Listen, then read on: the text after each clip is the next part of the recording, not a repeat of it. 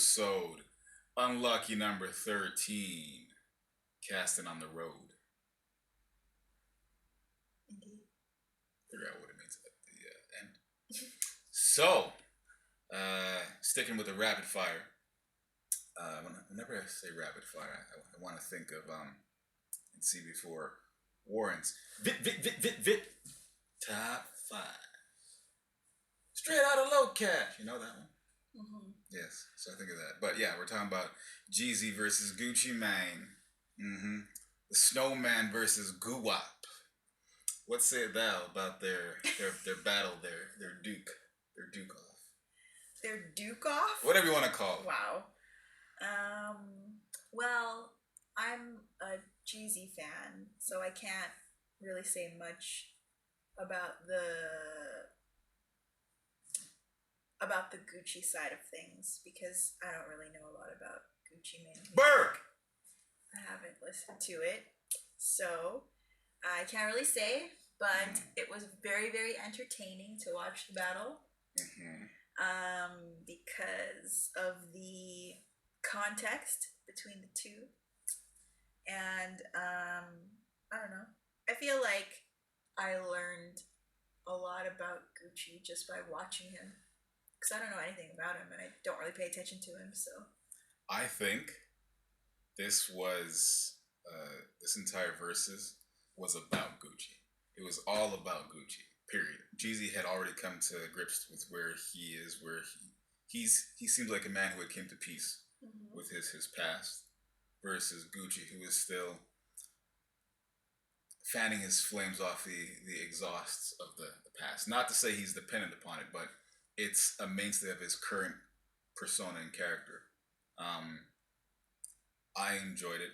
I really loved it, and it made me realize how little I knew about Gucci's side of things. Even though I passively knew like they had their beef, I didn't realize the ramifications in Atlanta that beef had. And also it made me realize how significant Gucci is to Atlanta, because I think outside of Atlanta everybody saw it as Jeezy's gonna take this in a landslide, because Jeezy, I think it's like how Wayne was the king of hip hop but T.I. was the king of the South, even though they were both from the South. One got more love in, one got more love out. And felt like everybody who was rocking with Jeezy had no idea who Atlanta was rocking with. That's the perception I'm getting of it now, from what I see. I guess so. That being said, who do you think won? In my biased opinion, Jeezy won. Okay. Because that's the music that I know. So I wouldn't really be able to, like, I wasn't really able to say who won which round because I can't actually properly determine that. I don't have equal footing on each person. But I would say, judging by the chat, judging by the comments, and judging by all of the memes afterwards, I'd say that most people felt that it wasn't like Jeezy took it all at all. I think most people felt like it was either even or Gucci won, and then the Jeezy fans felt that the Jeezy won. So I feel like it's, from what I've seen, it's pretty even in terms of the music, simply because Jeezy picked songs. He had like a bigger catalog to pick songs, but I think in the more wider context outside of the music, most people felt like Gucci won. Atlanta definitely rocked with Gucci, but I think Atlanta won. And it made me revisit a lot of Gucci's past music to really fill in the blanks of the context for him to speak about the past 15 years. Because I think we've all heard Jeezy's side. Jeezy has spoken about his side. He's spoken about where he's come since that point of view.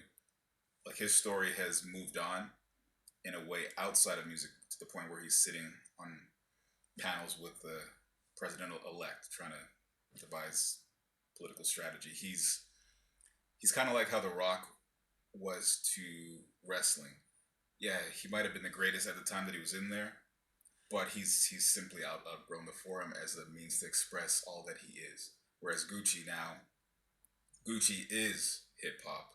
in a way that I didn't even realize. He really did A&R the past 10 years of Southern music in a way that I didn't really think about. Like the Migos, uh, Young Thug, the entire East Atlanta sound. He A&R'd them to their deals or propel them, and they all kind of take his style of mumble slash nonsensy sound to their approach to their music. The music sounds great if you're looking for lyrical content or vocal vocals that one can sustain listening to for long periods of time. They definitely didn't. They definitely followed in his footsteps in not delivering that explicitly. But if you're looking for a vibe or a bounce, I think it's undisputable that Atlanta's got it. Like I don't really fuck with the Migos, but Raindrop, drop. They had Jimmy Fallon doing it. That's the bottom line. It might be 15. Yeah, doing Raindrop. That's Gucci. Drop top. That and in hindsight, it's so obvious, but because he's been out of sight, out of mind since I've outgrown the trapper. Well, not outgrown the trapper die, but outgrown the focus on trap music and its lifestyle. Paying attention to it, not necessarily partaking in it, but paying attention to it. I've lost focus to his influence. But all the music we listen to from Atlanta is Gucci. We really are listening to all of his children. So in a revisionist way, I kind of say he won the war because now people are looking at him with a different lens. Whereas Jeezy just kind of said, listen, I'm done. Do you want peace? Because I've been done. I think it was more so a finishing point for Jeezy and a starting point for Gucci. I don't know. I think that there wasn't necessarily a battle to be won. I think it was like a realignment of lives where like so much time had passed between them and so many things had happened to them that were not because of each other, but somehow when you're from the same area and you're in the same industries, you get like mixed up together a lot of the time, where some things cross paths at certain times, but they were very much like in their own lanes for so long. And I think that the verses just sort of, I think the verses became like an exclamation point or a period to an ellipses, where like it's been an ellipses for 20 years. And now people know for sure where Jeezy's at. People know for sure where Gucci's at, and they both released new music, which means both people are benefiting from this. They're getting streams from previous music, and they're getting they win it. Yeah, so I feel like it's like an exclamation point to what you said earlier about like Atlanta won, because I think maybe in the same way that people always talk about the East and the West. There's no north-south. There's always just east-west or south. And I think this was a night hey, for the look South. at us. Yeah. I think it was a night for the South, because then people started talking about like, oh, who would Outkast go against? Or like people were in the comments from the South that you wish they were still making music, or you heard new things from. Like, my favorite person was in there, Paul Wallaby. And like you want Paul Wall to come out, like, and I think the two of them, like, it was strategic and good that T.I. was gonna do it, and then he came out, and then Gucci came in. It's like a whole southern commentary. Paul Wall and Chameleonaire should have one next, because they had a beef. It's been resolved a long time. But they also had a song together. Yeah, it's been resolved, but for Texas, that would be a good intro to Texas. Paul Wallaby and Chameleonaire. Because the thing is, I think what this does, I think it just reignites music from the South. Like Migos, people could say, oh, they're popular and whatever, but the average person wouldn't be able. I shouldn't say the average person. The pop crowd wouldn't be able to know where Migos is from. Like, I don't think that they know the popular pop people who listen to popular music, who jumped on that, like the Jimmy Fallons and like the little white kids who are Raindrop, Drop Top. They're not going to know the differences between East, West, South, right? So I think this is almost like reigniting music from the South to be like, okay, every pocket of the South is different. It's got its own lick. Like the Migos doesn't sound like Paul Wall. Doesn't sound like T.I. Doesn't sound like all these things. And so like you're saying, Texas has its own Southern sound. Atlanta has its own Southern sound. there's like all these different pieces of the South that now people can like appreciate even more. What also, what I got also from all of it was Jeezy is a man who's very much he stands in his truth in a way where even things that are not considered strong in the hip hop culture, he's embracing, like saying his song is therapy for his soul, like from his latest album. I think he's further down the path of dealing with his demons, but I think that Verzuz showed where Gucci was in his demons, and it made me revisit some of his albums, like the one from 2015, where he's talking about having dreams of being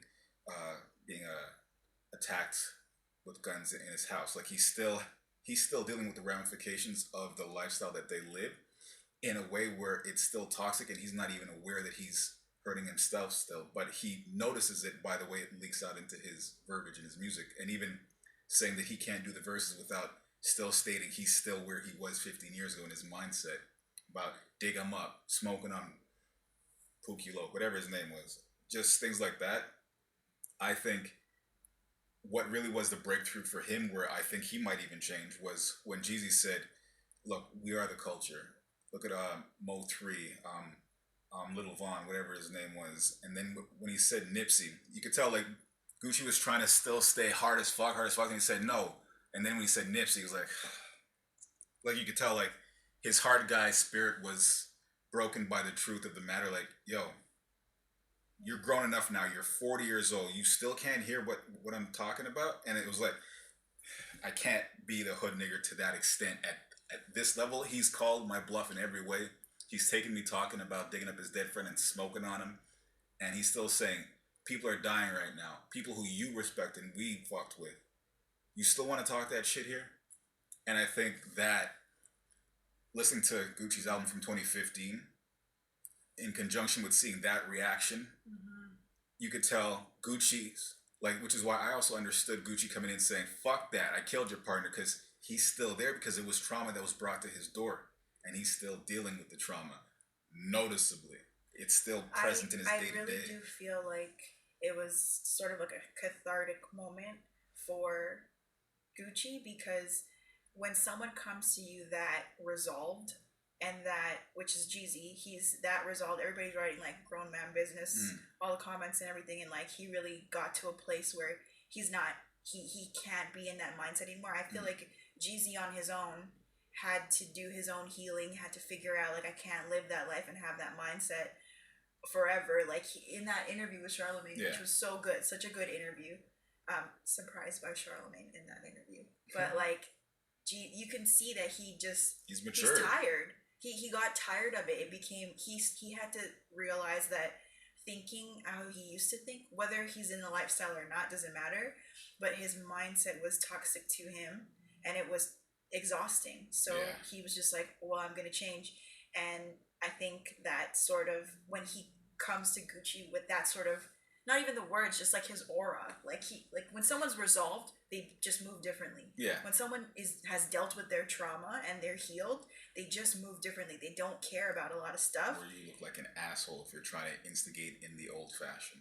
And so Jeezy was pretty much unbothered by the diss tracks, because like, I'm sure inside he's like, oh, but outwardly he was unbothered. He just sat there and was like, okay, and he didn't get testy or whatever with Gucci. He was like, okay, let me. He was the bigger man. He asked, can I speak my piece? Can I say my thing? He wasn't like, oh, fuck out of here, whatever. Yeah. He was respectful the whole time. He did the harder lift. Yeah. The harder lift. But I think it wasn't as hard for him because he did all the healing. Whereas Gucci was coming in like, I can't be here unless you let me stay hot, because I'm still hot. And it's hard to, actually, perfect segue. I think I've said this before. The best way to get somebody to take their jacket off is not to tell them to take it off. It's to increase the temperature in the room, so then they have to take it off themselves. If you're coming in saying, listen, yeah, that's great, you killed my friend, you're still talking about that. This is about a bigger thing, about people that we know that are dying. It's hard to, even as a grown man, stay steadfast in your ignorance when you know deep down everyone can see shit. Why am I trying to talk killing now right now? He's saying we done did it. And he's saying, yeah, you killed my friend. So let's stop. What else can you say to him? Fuck your mama. Like And 5 times over yeah, with a bounce. yeah. Fuck your mama. Fuck your mama. My mama said fuck me. Fuck me. Like actually, in that 2015 album, he talks about how his own mama gave up on him. Like he's a man who's deeply tortured, and he's black men, especially in toxic environments where there aren't pinholes of access to different breaths of air. It's even harder to get out of this cycle because you have no example of where there's a safe space to be a different version of yourself because it's considered weak. And he is traumatized from having his attempts on his life. The last thing he wants to project is weakness. He is a man who needs some serious mental healing. Looked fly as hell though. That outfit was serious. I'd fucking rock that outfit. Gucci came out of jail looking like a better person. Got a wife, cleaned up, changes his aura, his clothing, acknowledged his relevance, but he hasn't dealt with his trauma. Even though he is hurt now, I gotta say, like, I don't really know his music, but I obviously read about him in the news and stuff like that, or whatever, like, gossip posts or whatever, and I like him. I fuck with Gucci. He's a survivor. It's not just that. I think he's just a very authentic person. Like, even if he tries to put up certain facades or whatever, he's unapologetically himself, and you understand the context in which he's himself. Gucci is Atlanta's Boozy. Boozy badass. Boozy says what he wants. No, I really do think Gucci's just a little bit more coherent. No, actually, no. Boozy's probably more coherent. He's just more ignorant. Boozy is not. Boozy can speak more than Gucci. Gucci is like, Gucci ain't got much to really say. He's got some feelings that he gets across, but Boozy actually has some points that are just really hard to tolerate. Very hard to tolerate. But Boozy is coherent. But I think that Boozy is difficult to listen to because he sounds incoherent. He sounds ignorant as shit. He sounds incoherent to me. I get you, Boozy. I get you. It doesn't mean I don't understand him. He's a tortured man also, in the exact same way. It doesn't mean I don't understand him. It just means that in listening, auditorily, he sounds incoherent. Yeah, fair. Well. We are in the second lockdown. Commence. Of Ontario and many other places. Yeah. Oh, we all fucked. We all fucked. As a disclaimer, lockdown number 2 doesn't really affect us that hugely because we don't go anywhere that's not necessary anyways. So it's not like, oh, I can't go to the gym anymore. I'm just starting to look worse. We're when I'm wearing t-shirts from 2015. Ooh, look. My prime minister is weird. Anyways. No. My prime minister is weird. And I only now realize that he's rocking my customary, I don't know when I adopted it exactly, but what I realized is it's a quicker form of communication, which I'm always a fan of. Like, all right, done. Yeah, done. I'm good right there. It's quick. It's simple. I used to do that before. I think I started doing it more because I had somebody to do it with, because Danny does it often, so it became very seamless to enhance my use of it. So when did you start hanging out with Danny more? I think in our communications, just in general.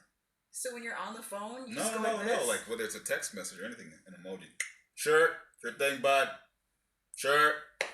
Yeah. Interesting. Indeed. Lockdown has commenced. Our prime minister is a blackface weirdo, but that's okay. I'll take him over Trump and Biden. He gave us money during being laid off. He's giving me money, period, and he's given access to this country to my ancestors. It's true. No, his father gave access. Hey, Trudeau, it's all the same. That's true. Immigrants love Trudeau. Love the Trudeau brand. The dad, mostly. Yeah. Immigrants the of son's a bit aloof. Our parents love Pierre Trudeau. God, Elliot. Yeah. They do not like me because they see the Elliot in my name, and that means I'm not pure lane. Am I not Quebecois? Am I not Quebecois just like you? Because my name is Pierre Elliott Trudeau, does that mean that I am not Quebecois? He flipped that. No. Third. You know. Lockdown commenced. Third time's a charm. So, it doesn't really change anything for me. That's why I said that, because I've started wearing clothing from 17 years ago, because, like, hey, why not? If not, I'm going to keep wearing the same T-shirt on every podcast. And then you can't really tell which one it is when you're trying to search through the litany of episodes that we've created because you're so fixated on seeing what we got to say. You know what I'm saying? You know what I'm saying? Shit. Shout out to Miguel. You know? Yeah. Thanks, Miguel. You'll figure out why later at the end. Lockdown. 4th time. So, nothing's really going to change. I might lose my mind a bit more. Might smoke a bit more. I really wanted to play hockey while living here. I was really, really, really, really looking forward to that. And I'm now really, really, really realizing how much I really, really, really like playing hockey. Just now? I have boobs now. Well, I've always had slight boobage, but I have more boobage now. Like, c'est vraiment du boob, man. I got des boobs, là. Comme des bouchants de boobs. The boobs. Oui. I used to be a fat kid when I was a child. And I think, like, Okay, I do not know what your definition of fat child is, because I had belly sweat. No, you were not fat. You were regular baby fat. And I think... You were not fat. I think my breast region has taken on the Quebec motto and said, Je me souviens, and they've said, we're back. You were never a fat kid. No, they made fun of me in high school. I was a skinny fat kid, and I had belly sweat, and I had tits that jiggled in gym class. Keyword, skinny fat kid. Yeah, but you were not fat. I was like Ludacris post What's Your Fantasy before cutting the braids, before Taj. He got a pot belly a bit. Before he became Taj. Who's Taj? Fast and the Furious. That's his name? Isn't it? Yeah. Name's Taj. We're going to have to Google this. Yeah. Go on. So, between 2003 and 2005-ish, Ludacris got a belly. And remember Drake in, what's that video, that first single that was trash from his first album, After So Far Gone. I've got way too many friends in here, and I don't know what the fuck's on. Forever? Is it Forever? No, that's the one with Kanye and Eminem, not that.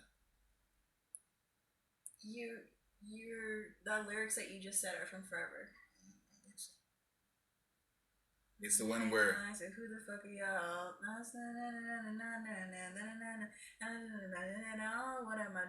What am I doing? Okay, that's right. I'm doing me. You still sure about that? I'm getting life right Over. now, man. Oh, yeah. Over.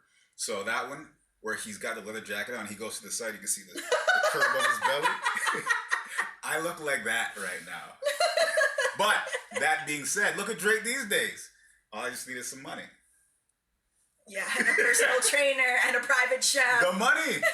I'm working on it, right? I'm working on it. Come on now. You already have a personal chef? Yeah, but now I gotta get us a personal chef. See what I'm saying? That's true. There we go. That's what I'm saying, nigga. What was that? Google. Taj. Oh, Ludacris, Fast and Furious. Mm-hmm. What's his name?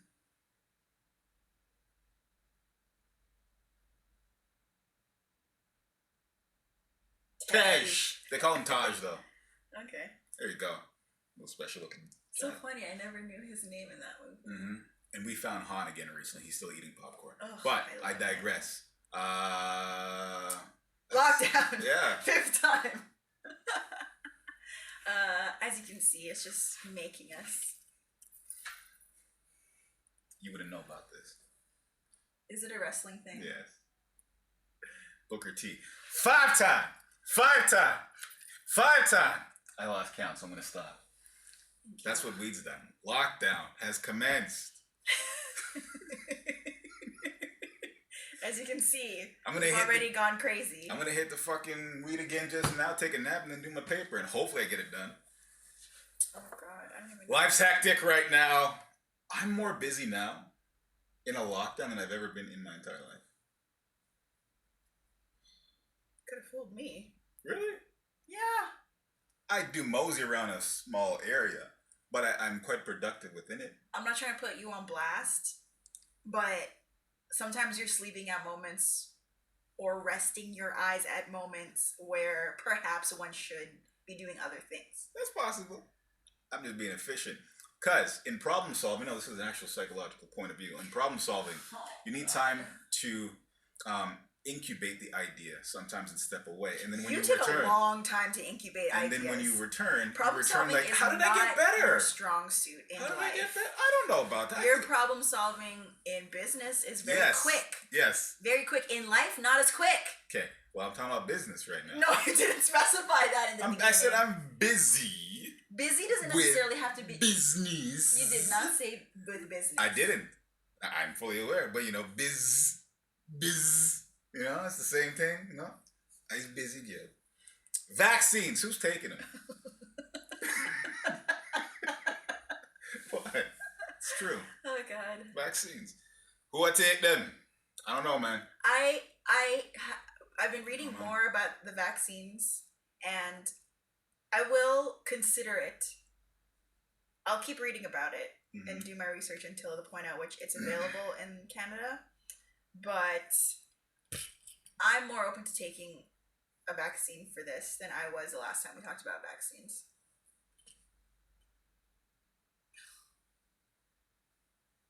Yeah. I don't know about vacuums. Vaccines. Did I say vacuums? No, I said vacuums. Oh. Our wedding is in July. They're saying most adults will have acquired access to the vaccine by September. I think our government is planning for worst case. What'd you hear? I heard Q3. But Justin Trudeau said by the end of Q3. Oh, sorry. Yeah, that's September. Sorry, I'm thinking month 3, which would be March. I think I'm just reading things I want to see, not what actually There you go. Hi! She hit the booby meat. I didn't feel much. I aimed for the booby. There you go. I have no nipples. That's also a bigger issue. That's part of, so they all... Let's not talk... Let's keep going with what we were talking about. It's like a water sack with no focal point. Like Roy Jones's titties last night. They look like that, but less firmed and placed. Vaccines. So I'm still not too keen on the vaccine, but I do think we'll re-enter the stage that we were in this spring and summer, where lockdowns have been lifted and people will get back to their lives, and we might have another little uptick again, but then the vaccine will be coming in. So I think we'll be able to get away with what we want to do. For a wedding? Selfish thoughts, but that's what I'm concerned about. Yeah. It should be fine. Vaccines? I don't know. We'll see. I'm not a fan of needles. I just thought about something. What? Are we recording on this? Did you get that big record button? No! No! Oh my God.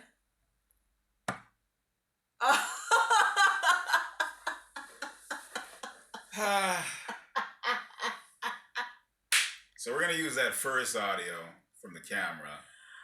Or does it pick up any? No, it's really bad. But it picks up some? I think so. Woo! But it's not good. I know. Woo! Okay, wait, we need to regroup. We need to regroup!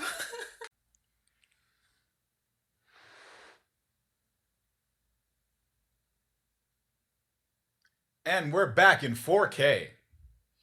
Yeah. Good stuff. I didn't push the button. It's good times. Anyhoo. Vaccines. Who's taking them? It's good times. Well, I think we had stated pretty much everything we wanted to say about the vaccines for the most part. Just how it's going to be rolled out is what I'm curious about. Trudeau had said he's going to implore the army as part of the rollout process. I wonder how that's going to work in sticky situations. What's a sticky situation? One, how is it going to be, how is the rollout going to be processed? Will it be mandated? Who will be obliged? Who will not be? Who will have to abstain, who like how will this work, and what means will there be to enforce matters of enforcement? I wonder if he will make it mandatory. That's going to be a hard lift. He'll lose his government on that. I think so too. I think you can't make things mandatory where people have opinions, which is everything. So unless you have empirical evidence to support why something should be mandatory, it's a hard sell for everyone to have to take it. Like, I think maybe everyone should have to decide whether or not to take it. I think maybe that's a better route of, like, let's say we all get a census or something like that, and then you opt into yes vaccination or no vaccination. And in lieu of vaccination, what will you be doing to support this? Whatever, like something like that, because you can't, I don't feel like with the amount of anti-vaxxers, anti-maskers that are, if he wants to be diplomatic about it, gotta give people their rights. You have to give people the right to choose whether or not. I think choice is where people confuse choice with morality. Like, you're not moral if you choose to do something on your own, which is something like abortion. That's a right to choice. That's not a right to killing babies. That's how some people may view it, but it's a right to choice. And I think as soon as you start taking away the right to choose, not specific rights, but the right to choose for yourself how you want to live your life in a country, then you start really infringing on basic moral human rights. Yeah, I think goes back to what I was saying, where if you warm the room enough, the person will take their jacket off. If they say no, I don't want to take a vaccine, like me, well then, to protect those who are taking it for a reason, for the overall society who buys into the vaccine and the safeness of it, there's got to be ways to mitigate those who don't subscribe. So let's say you can't have access to certain things without this. Now that's also dicey, but there has to be a mechanism to ensure that those who follow suit to the majority that has decided that that's how they wish to progress, their will needs to be respected as well, in terms of the effectiveness of what they're trying to execute. Yeah. So there's got to be a mechanism to appease all sides of that discussion. There has to be diplomacy in the rollout, because there are so many people who are anti-vaxxers and anti-maskers. So I think also, I believe that anti-vaxxers have a right to be anti-vaxxers, anti-maskers have a right to be anti-maskers. That's outside of morality. You have a right to choose how you want to live your life. That's what I believe. Mm-hmm. However, I think that with everybody's choice, there are always responsibilities that come with your choices. Like, if you choose to get vaccinated, you have a responsibility to do X, Y, Z. If you choose to wear a mask, there are consequences and responsibilities that you have as a person who chooses to wear a mask. And if you don't, that's the same. I think my problem is when anti-vaxxers and anti-maskers don't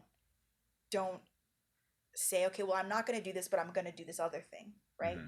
Which means if you're not choosing something, then you are not recognizing your responsibility as a society. Because while we have our individual rights, we also have a responsibility, especially if we participate in the community, if we participate in socialism and like your society, you have a social responsibility to do some things. There is a social contract that goes into place. Like, if we all use public transit that is funded publicly by our public dollars, it's a shared utility. So that means we enter into a shared contract. Yeah. So just by entering a bus, you're agreeing to be a certain way, like to make sure your person is not odorous to the point where others can't take the public transit. Like, there are certain things that aren't written in law, but you can be removed if you do not take part in the social contract in a way that is at least logical. Yeah. Not saying to be a lemming or a puppet, but certain things are shared. You sign on for. Yeah. If you live in an apartment building and you pay tax, you pay maintenance fees. Yeah, you agree not to put your garbage outside your door for like a couple nights and leave it there. Like, you agree because that might stink up the entire building. Or you could have an anti garbage guy who's an asshole who lives in your building and just leaves his garbage outside because he says, fuck it, I don't care. The machine's broken to shit the garbage away properly. I refuse to walk downstairs and bring it to the garbage myself. That's what he would say. Yeah, but that person also, if again they're in, that's a shared space Yeah. outside. The hallway Mm. is a shared space. It's part of the social contract of living in a condo or an apartment. Yeah. If you live in your own house, you got your own grounds, do whatever the fuck you want. But Absolutely. if you have shared spaces within, Gotta behave. like it, that's just it just is what it is because you're opting for that. So if you don't want to participate, then get out of society. Yeah, nobody likes those assholes. No, they really No, don't. no. They just love them. They really don't like them. What's wrong? What happened? What happened to you? Stop. No, I'm to you. Anyways, Mhm. I think that would be the most diplomatic approach would be to send out, make sure that everybody can have this, like if you're keeping track of your citizens, that everybody has that choice that you can either digitally or digitally probably is the best. Mm. Giving people access to places that they can go if they don't have digital means to then be able to opt into the vaccine, opt out, and if you're opting out, what are you going to do to compensate for your opt out? Because it is a social responsibility to protect yourself, try and help protect your community so that we can all do all the things we want to do. I want to try that Adamson's guy's barbecue. It's really good. All of his bullshit aside, see, to me, this is like R. Kelly. I don't support his lifestyle, but the music is scandal proof. It's scandal proof. And I've heard good things about this guy's barbecue. If anything, now his behavior has made me curious to go try his food. That's a weird reality, but it's true. I think you're a weird reality, but yeah. I don't support his behavior, but I definitely want to try the food now. I know, because if I could get it for free, I think that'd be the best. Because I don't like if you think about how small business affects the rest of the people in the community, there is to some extent where you put your dollars matters. Yes. In a small community, right? So like for example, this thing happened in Vancouver where some blogger went to this small hole in the wall place in downtown East Side and like photographed a dead rat in her food, and there's so many people who were like, oh, it's doctored or whatever, whatever, and there are holes in the story, so it's been a whole thing. But this was pre-pandemic. This was like a year before the pandemic, so this is not totally unrelated. But that single business shut down because of that one person who doctored or did not doctor certain things, and the only way they were able to stay alive for the last month through all of the legal fees and everything was because people went there. No, people went. Like they didn't have Kickstarter, they didn't have a crowdfund, nothing. They went to the restaurant and said, you know what, I've been going here for X amount of years and this has never happened to me and I stand by them. And they have high health standards, whatever it is. But it shows you whether you support either side, it's evidence that where you put your dollars in your community matters. And so if there are other places where I can put my money, sure, I'd rather put it towards them, but that doesn't mean that the food isn't good or the product isn't good or their service isn't good. It just means that the person who runs it is not necessarily who you agree with. It doesn't take away from the quality of the thing that you're interacting with. If there's, like, I'll give this example. If there's a business right beside or near or somewhere else that has a better option, they're going to get my money because their option is better. Yeah. That's just me. They will get my money if what they give me constitutes me giving them my money. I don't care what they do, why they do it, but if you've rendered me a service that is valuable to my dollar, you've earned my dollar. What you do aside from that, I don't care. I might have my opinions on it, but in terms of the interaction that we're having, as long as you give me value on what I give you money for, we're good. Outside of that, different story. I've never tried his food. I can't be that black and white about it, because like if there was a barbecue place that was closer to our house that was better than his, then I'd go there. But somehow in the news I find out that this person has been like, I don't know, maybe they're Nazis, neo-Nazis, maybe they've actually like been recorded or there's evidence of them being hateful to Mm-hmm. colored people or black people or like stealing business from whatever, I wouldn't I'm less support likely. that. I'm less likely. I wouldn't support that personally. But it's if for me, like I can't make a black and white statement. It's very like case by case basis for me. Because like when I think about it, I think let's say I hate this person with everything in me, everything about them makes my gut just churn. But they have something that I need for my survival, and they're offering it at a fair price. What's more important? My feelings about them or my need for what they have?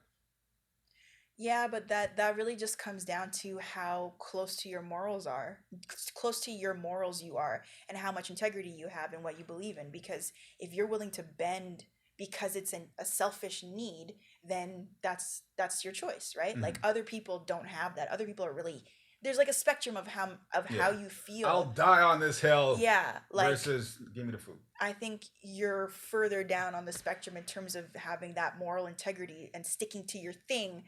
You're more interested in like self-preservation. Yeah. So at some point, you throw caution to the wind. You're just like, fuck it, I need this. So whatever. I'm a little bit higher than that. I wouldn't always do that. Sometimes I do, sometimes I don't. Like supporting small business right now is a big thing. However, I'm poor and it's a pandemic. You ain't getting my tip. How if it's hard for me to support myself, I'm supporting you. how can I go out and support small business when I know that, like, let's say I'm like for Christmas, right, getting gifts for people and whatever. If you want to support small business and go and buy, like, I don't know, a shirt from a store, 9 times out of 10 it's more expensive because it's a small business. They just don't produce things in mass at a discount like Amazon does. If I don't have the money to support small business, then what do you want me to do? I gotta go hit the plug up. Adamson, hit me up with that beef brisket, nigga. The cornbread's good. I'm gonna try it at some point. But it is a matter of morals. Like, if you are really close to your morals, you won't do certain things. If you're willing to bend a little bit more, you will do certain things, and that's on personal preference. And I don't think that anybody should be policing anybody's morals. I think you should be allowed to feel no bossiness and choose however you want to. And I think that if we all respected that everybody has that choice a little bit more, there wouldn't be as much there wouldn't be as much arguing, because there's nothing to argue.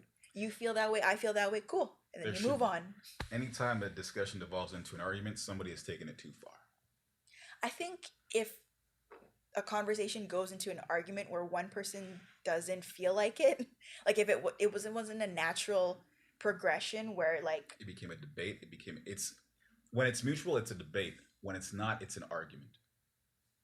No, I don't agree with that, because I feel like you can mutually want to argue, but the mutuality is not in finding resolution. The mutuality is somebody is trying to convince the other person. You're not actually having an effective conversation or a productive conversation.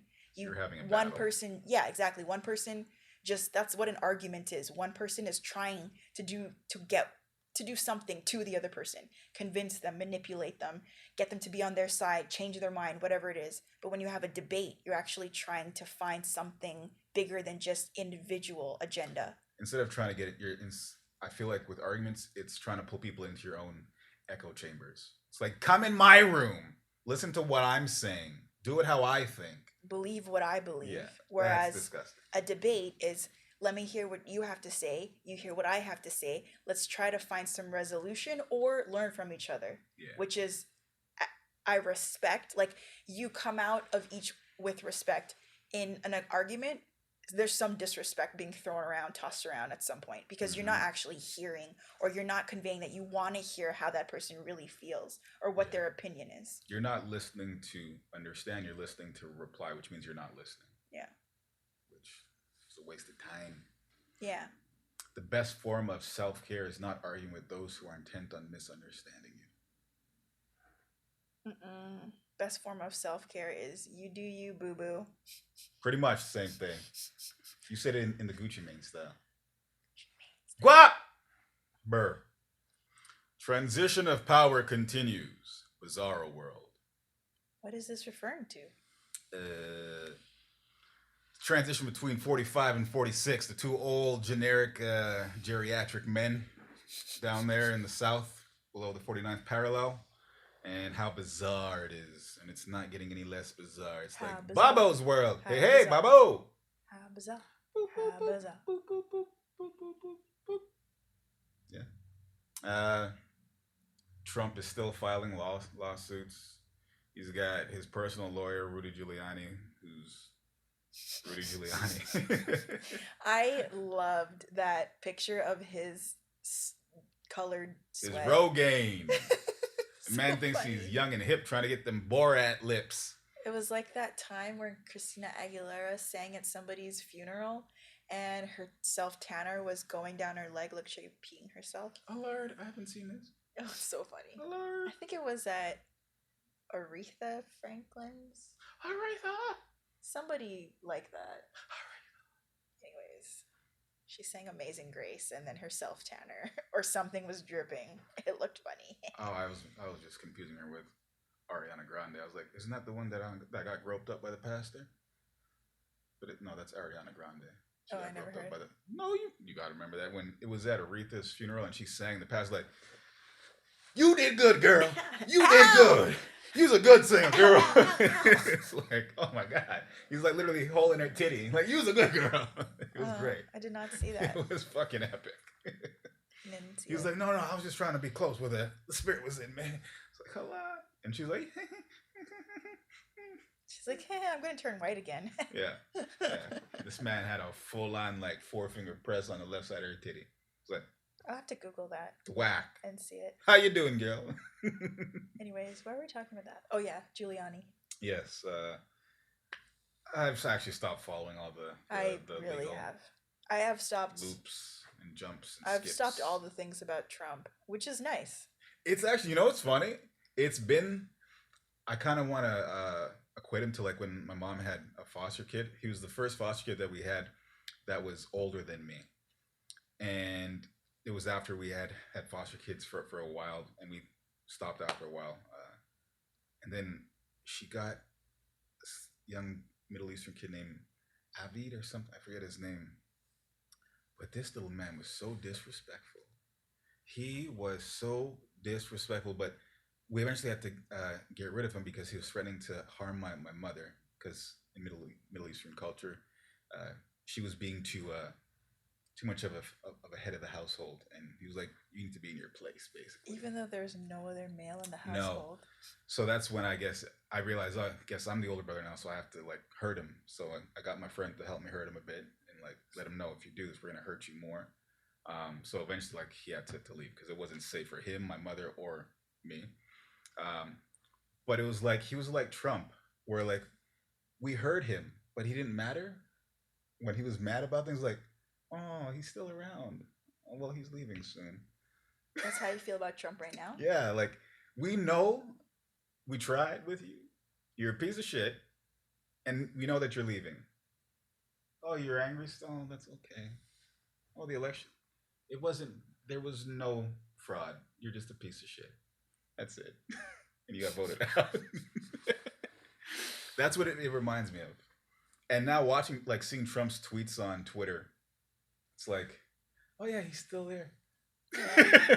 He's still there. Yeah, that little shit is still there. I saw that the other day. I saw something in my like Google Big news coming from the latest stuff. Yeah, and then I was like, huh. He's still around. And I kept scrolling. Yeah. It's a weird feeling of like, I don't really have to really know what he's saying no more. Not that I had to before, but it's like, oh, you're just in a corner now. Nobody really has to pay attention. I would miss the ridiculousness and like just the funny news that comes up, but I'm actually quite fine. What's funniest is that it's still happening, but the world now knows, okay, we no longer have to pay attention. I wonder how he's taking it, because even he can tell. They don't react. Nobody's reacting to me no more. They don't care what I'm saying. Yeah. But that's like, with kids. When kids throw a tantrum, and then when they're not paying attention anymore, they get tired of throwing the tantrum, and then they're like, then they got to move on. They have to. Yeah. I can't wait till somebody brought up, is he going to be at the inauguration? Inauguration? I bet you he skips. I think the thing that I saw in my Google News was that he's not going to concede. So then he won't have to be there. Yeah. So who knows? I fucking I don't like him, but I do love him. I don't like Trump. I wouldn't say either for me, but I love for the comedic purposes. I love what he offers my day to day. Yeah, that's the thing though. I thought I would miss that, but I don't. I enjoy the passiveness that it's devolved into, where it's like, oh yeah, he's still there. Oh, look at that. What's he saying? This tweet has been disputed. We're not sure if it's factual. It's just funny watching a child it's like watching caged animals when the kids are there jumping against the wall and they're like, no, you know what? Ow. They're trying to bite through. I'm a caged animal, woman. Look at that. That's just from now. Caged. Rawr. Anyways, it's like Mean Girls, the movie. You know when there are popular people and they are dicks, like plastic Mean Girls, whatever, in that movie, and then all of a sudden there are new people in power, new popular people, or they've been overthrown, and then all of their tantrums don't matter anymore, and everybody just kind of is like, oh, remember when you used to be? Hawk. I feel like that's like from Karate Kid. Who's Hawk? Hawk, Lip. Oh, yeah, like that. Where when Milos, what's his name? the nerdy, tall, skinny kid. Is it Milos? It's really not. I don't know what it is. Anyways, Middle Eastern name. When he starts... Oh, you like watching Care Bears and you pee your bed. It's like... Yeah. And he was like, stop it. He's like, no, you pee your bed. And everyone just laughing. It's like, stop it. That's what it's Trump. Like watching Trump right now. It's great. Yeah. Which is great. Yeah, it's beautiful. Beautiful times. Did you get to see Barack on The Breakfast Club? That's a fake question. I thought did you see it? I thought you did, but I didn't realize that you didn't see it until just today. No, I heard you listening to it. I was like, well, I guess I'll watch it later.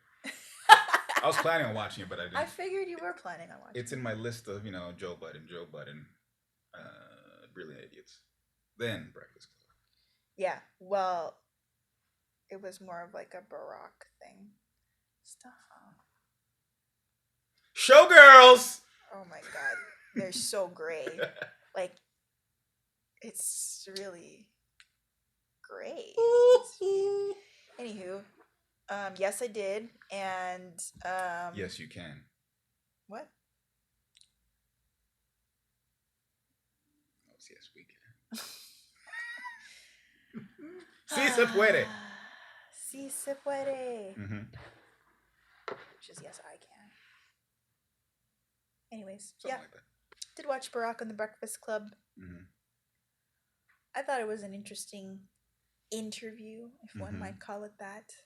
I feel like Angela Yee, she tried to get in there, her equal share of interviewing questions.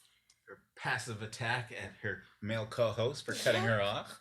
Should have cut her off when she tried. When men interrupt. See, I don't think it's It doesn't even really matter. See, because who really needs to... Sorry. What? You interrupt all the time. Like, if you watch our interviews or our podcasts, you interrupt all the time. You do, but I don't think that's a male thing. I think females interrupt too. I think it's just when you don't learn, when you're not in an environment where you gotta speak up to be heard. You just naturally do it, and most people don't really care that much. Like, I feel like she's heard. Well, they're in an interviewing situation, so when you're interviewing, interruption is not good interviewing practices. But if you're in a conversation and if you're just like shooting the shit, fuck it, who cares? This is just how you're talking. But when you're interviewing somebody, yeah, it sucks because if you've prepared certain things and you can never.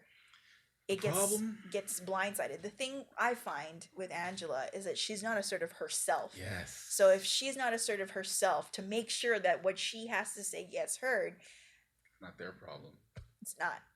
She just doesn't let's say Charlemagne, Envy, and her both start to ask a question.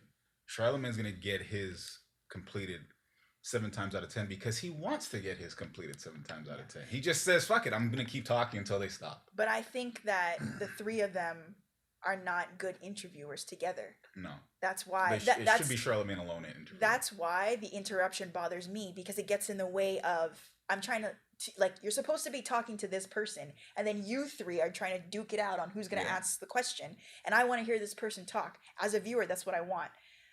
When because they don't just interrupt her, they interrupt each other, they talk over each other all the time. So for me, it's like, okay, sure, yeah, she's making a big stink about it, but they just don't care. They all do it, and it's not productive in an interview. I don't like her. I could care less. There's some I don't like her. Well, why don't you like her? Is it that she's too woman? No, I find it funny when women say that about me. He's too much of a man. I'm like, that means nothing. Who says that about you? At work, I've gotten complaints. I think I was surprised at the thing you just said, that you're such a man. Yeah. I don't think I should be qualified as such a statement. I think other men would be ashamed if I was the template. I mean, that's part of why I laughed, or part of why I was shocked. But the other reason why is because that's just an odd thing. It's a cop-out statement. It's such an odd thing to make a complaint. Like he was such a man to me on the phone. Like I'm a female. I have customer service representatives that I speak to who are male. But I don't think that whenever I've gotten when I thought that I've gotten poor or unfair customer service, I would never use, and this sounds super woke, but it's not even trying to be, I would never use gender to describe the issue as an adjective for why I'm upset. It's never, because it doesn't mean anything. It's so broad. It underscores what the issue is. It underscores it's your ignorance. Gender. Well, not your gender. It's the fact that you want me to be like you. No, it's not that. I think it's that. I think people who use gender to vilify other people, it's because they don't actually have a clear grasp on what they think people should be. Therefore, they divert to, or they lean on gender stereotypes. Yeah. Because they don't actually believe that people should be this way or this way. They're like, well, men are like this and women are like this, and when you're not like this, you're like this. And it's like, I think it's a lack of exposure to vocabulary to accurately describe what you're feeling also, because I know what they're trying to say. Maybe it's not just vocabulary, because it's not that hard to say he's mean, he's too direct. These are not difficult I think words. It would also underscore their complaint if they had to rephrase it in a way where they'd have to be like, that's not a problem. That's not a problem. That's not a problem. I disagree that it's on lexicon. I think that it stems from ignorance around just gender roles. Yeah. I think it's a conglomerate of all those factors, because dealing with Americans who work, I won't say where, just for privacy's sake, but when you deal with certain caliber of human being from that country, you got to expect a certain amount of stupidity and ignorance. You just have to. It's baked in. It's I think permafrost. People who rely on gender roles or stereotypes in general are inherently more ignorant than people who don't. Doesn't mean that we're all not ignorant, because I am ignorant, but I also am very averse to stereotypes. But that doesn't necessarily mean that I don't believe them or think they exist. They stem from something very real. They stem from truth. But that doesn't mean that I have to live with them. That doesn't mean I have to accept them. It means that I acknowledge them and I understand how they work in society. But as a female, I'm not going to go and complain about someone for being a man. And I'm also not going to be like, oh, I'm so attracted to him because he's such a man. What in the actual fuck is that? Indeed. That's how I feel, though. Yeah. But I feel like the women who you interact with over the phone for work, they are not those types of women. No, they can't stand me. They can't stand me whatsoever. And I can understand. I understand, but it's just humorous when I know what complaints I'll get, so I actually preemptively don't care, because you can't really defend that as an issue. He was a man. What did he do? He was telling me what the problem was, and he was telling me how to fix it. That's his job. Yeah, he was mansplaining. No. Was he rude? No. What did he say? He's explaining. What did he say? It's just the way how did he say it? He was very What's the problem? Yeah. What's the problem, woman? What's Yeah. the problem? Yeah. Good times. Good times. I don't know how we started talking about that. Fuck Angela Yee. Oh, Angela Yee. Yeah. She What means well. I have nothing actually, like, I don't wish her harm or anything ill will towards her, but when I see her face in conjunction with the sound of her voice, it irks me. I can only judge her based on interviewing, and she's not. I don't like her as an interview. Feeble. It's not even that. It's just that I think her delivery is not authentic. Like she does do research, so she does have questions that are thoughtful, but I feel like they are poorly delivered. Not even that. I think they just don't always seem authentic. Like she's asking for there's an ulterior motive to her asking. Like, for example, that question she asked Barack about women being interrupted and men in the workplace. It was all about her workplace. Exactly, but she's like putting this sort of like facade around it instead of, I would have liked it better if she said, "What do you think I should do about these guys?" Yeah, here? If she just like was like, you know what? I'm just going to bring this up. Mm-hmm. This happens a lot between the three of us, and I want to know, because you commented on it in your book, how do you feel? Well, what would you have for women who feel this way? What would you say to them? I think that's a good question. I'd respect her a whole lot more. Exactly, because she's doing a lot of things. She's acknowledging what's in the room. She's being truthful and authentic to her own experience, mm-hmm. not the experience of lots of women. And I think that's something that interviewers take liberties with, is that they don't ask questions that are clearly, the people want to know who they're assigned to. The people don't want to know unless you took a poll and that's where these questions came from. You created the questions, which means you have an agenda that you want to achieve. Yeah. And that's what you have to just stick to that. I think that's why people like, who's a good interviewer? What's his name? Charlemagne? No, I don't actually think that Charlemagne's a good interviewer. I think he's a good conversationalist, which makes him a better interviewer than a lot of people. Because he's good at like just having a conversation and being authentic. He asks good questions. I think he asks good questions, but I do think that Charlemagne still has, and he's better than all of them. He's somebody I'd rather watch than all of them on the Breakfast Club. Like his individual interviews with like Jeezy and Pete Davidson and Kanye. Those interviews I really like him in. No Angela Yee. No Angela Yee. No Envy. Nobody else. Huh? But mind you, Envy's getting like a one-trick pony. So, my wife. Yeah, he's at his Kevin Hart phase. Yeah, and there's nothing wrong with it. It's just he's a one-trick pony now. He's not actually engaged. He's just more so a reflection of his life. Yeah, and that's fine. Yeah. I like him. I think he's doing as good as he can. He's an honest person. But that's the thing about the two of them that make them a better interviewer than Angela Yee, is that they are themselves. Honest. Yeah, they're themselves. Whereas she's just like, I don't ever get to talk. But it's like, woman, shut up. Just talk. Or if they interrupt you, be like, dude, I was talking, and then say your thing. Just stop. And I'm sure Charlemagne would actually respond to that in a way that she would appreciate. Because he's like, oh, I'm sorry, Angela, you go for it. Like he would. I don't see him saying, no, Angela, shut up. I don't see him doing that. Yeah, I don't see him doing that either. I don't see him doing that at all. She doesn't seem to come across as somebody who resolves her issues. She just lets them fester. Yeah. That's what I don't like about her. She's a little festerer. Fester, eh? A little festerer. Shut your face. That is, and again, that's not, I feel like that's not just like her downfall as as a person. I don't know her. I can't say that I don't like her, but I don't like her as an interviewer. And I think that what I liked about Charlemagne in that interview is that, I felt he was a brat, but I think he asked the questions that the people wanted to hear the answers to. And I do think that someone commented on this video and said they didn't watch The Breakfast Club because the answers, like whatever the interview was about, there was nothing new. Mm-hmm. that person had already, like there was no value added by watching that interview. And I would disagree, because I watch a lot of Barack Obama interviews, a lot. And He's very candid in this one, it felt like. Me too. And I think he was candid in a way that was not forced, because I think people are still, he's He's still Barack Obama. He's 44. He says a lot about. He says nothing by saying a lot. Like he's saying a lot of stuff, but not actually saying anything. I think that's ignorance on the audience member's part to not be able to pick up on the nuances of what he's saying. Because I think this is the first time in an interview that I actually saw him admit that things are pandered.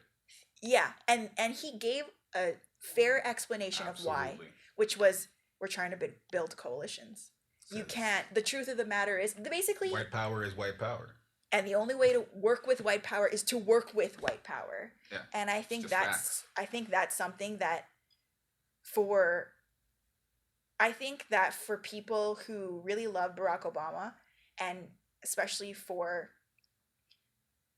him being the first African American president, there's a lot of expectations on him to do a lot. And I think he underscored that even as president, you can't do a lot, let alone the first African American president. You can't do a lot. He's like, it's not just me. When he said it was like the monarchy. Jackie Robinson, when a guy comes in sliding with his cleats up, you should give him cleats right back to his face. But you got to realize in a room full of power where you have none, even when you're right, you can still be convicted as wrong. Yeah. When he said, I had to be more diplomatic in certain situations than others so that the next African American president wouldn't have to be. I think that is it's a simple and maybe almost too simple response, but it has a lot of context around it. Speaking truth to power is a privilege afforded only to the free, not to those who are in a position necessarily. The free have the power. Yeah. In a weird way, that's kind of prophetic at the same time. Only the free have the power. But I also think that freedom is a mindset. Yes. So you can speak your truth to power at any point. You can, but it depends on, you have to be strategic with it as well. If you actually want to see change and you want to see action out of what's spoken, so it's not just words, you do have to play a game. You do have to be strategic. So get over here. When Charlemagne said, why do we have to pander? Like, why do we have to wait for them? Why do we have to do this? And Brock's like, well, because white power is white power. And until we get it on the level playing field, then we can't do those things. Tell Whitey what he wants to hear. Yeah. You got to work with Whitey. And I think that's a reality that many people don't want to hear. Battle of the Geriatric Ward. Tyson versus Roy Jones Jr. 54 versus 50. Old as fuck versus old as fuck. How'd it go? I love Mike Tyson. He's a special man upstairs. He is so many things. I love Mike Tyson. I feel like that was close. I feel like Mike Tyson never adjusts his delivery for his environment. Never. He is who he is. He looks lost at all times and sounds lost, but confidently lost at all times. Yeah. It was our streams were choppy, so it was in and out. But from what I understand, Snoop stole the show. Yeah, that was a mouthful. And actually, you know what? I take it back. Nate Robinson stole the show by laying this guy pulled a Manny Pacquiao. This guy pulled a Manny. Manny, are you okay? Manny, are you okay? Well, it was Nate this time, but Nate was like, this guy had the NyQuil going. This guy went night. A couple, you know what's funny? The first round where he got dazed, you could tell he was thinking like, should I throw it in? But man, my pride. But I should throw it in because he just knocked me. I got a little woozy off that first one. Then he came back and just boom, boom, boom. And one, why is a 5'5" man taking a fight with a 6 foot man? That's too much confidence, Nate. That's little man confidence, because you had to hug. The minute he got in the ring, I think he was like, oh shit. And he made it a hugging fest. Because he's like, if I don't hug him, he's going to knock my block off because I can't reach him. And then when he couldn't hug, because the ref's like, hey guys, it's not a wrestling match. That knockout is going to go down in history. Yeah. It was so clear. It was like the meme I tried to send you was them shooting Creed getting the knockout punch. Yeah. Oh, you saw it eventually? Yeah. It's like, I saw it somewhere else. that was Nate. Yeah. Nate had a good nap. But I enjoyed the card. I would have liked to have seen Roy Jones Jr. get knocked out, though. I really want to see a knockout of an old man. That's what would you know, like how when like non-hockey fans go to watch a hockey, I'm like, fight!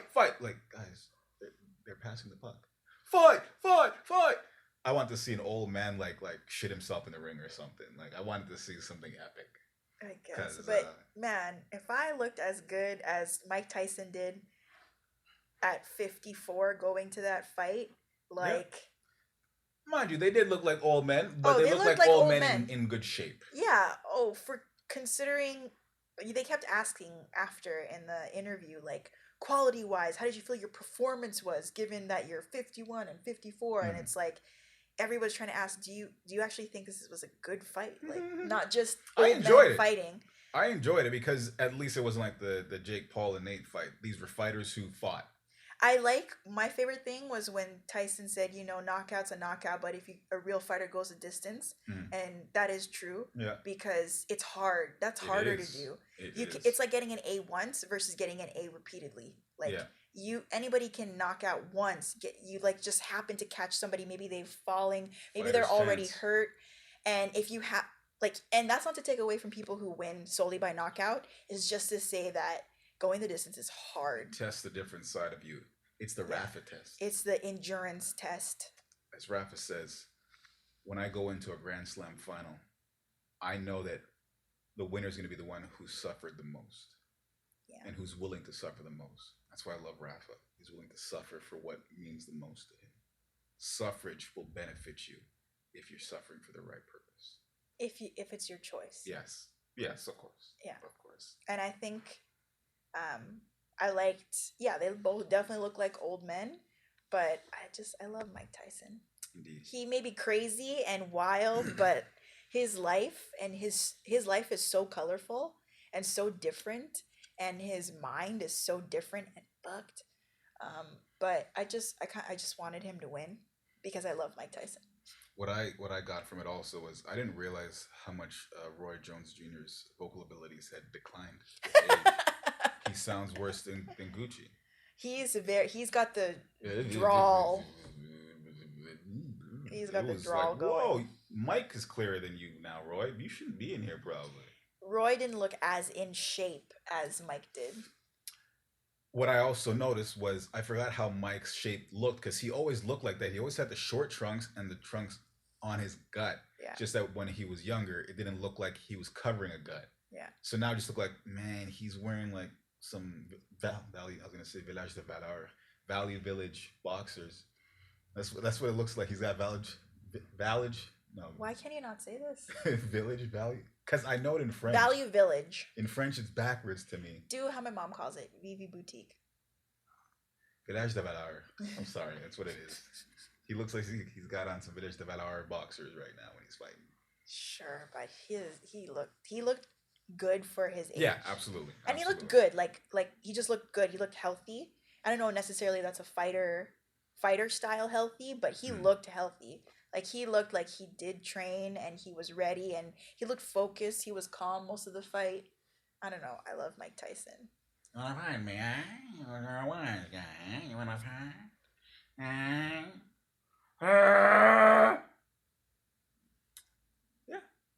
Yeah. So this episode partially was brought to you by the RODECaster by my brother Miguel. So thank you, Migs. Much appreciated.